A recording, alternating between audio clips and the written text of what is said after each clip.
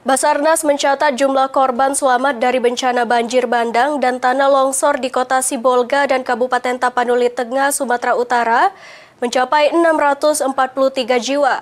Kepala Kantor Sarnias Putu Arga Sujarwadi di Tapanuli Tengah memastikan proses pencarian 172 korban yang masih hilang dioptimalkan melalui operasi seru.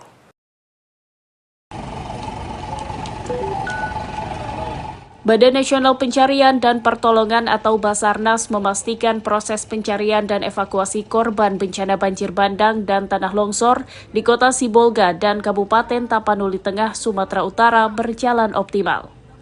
Kepala Kantor Sarnias Putu Arga Sujarwadi menyebut, memasuki hari ke-12 pasca bencana, jumlah korban selamat di kedua wilayah tersebut tercatat sebanyak 643 jiwa. Sedangkan korban meninggal dunia sebanyak 173 jiwa dan jumlah warga dalam pencarian sebanyak 172 jiwa.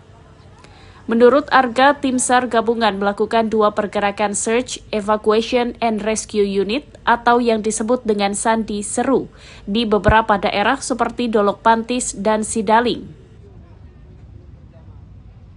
Kami memanfaatkan rencana rescue BO 1521 untuk Durlok, begitu juga dan evakuasi pada titik Desa Huta Tambak di Sosor Gandong, begitu juga Desa Rampa dan juga wilayah sekitarnya.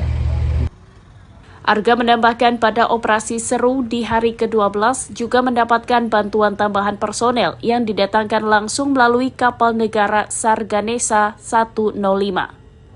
Dari Tapanuli Tengah, Sumatera Utara, Pradana Putra Tampi, Kantor Berita Antara mewartakan.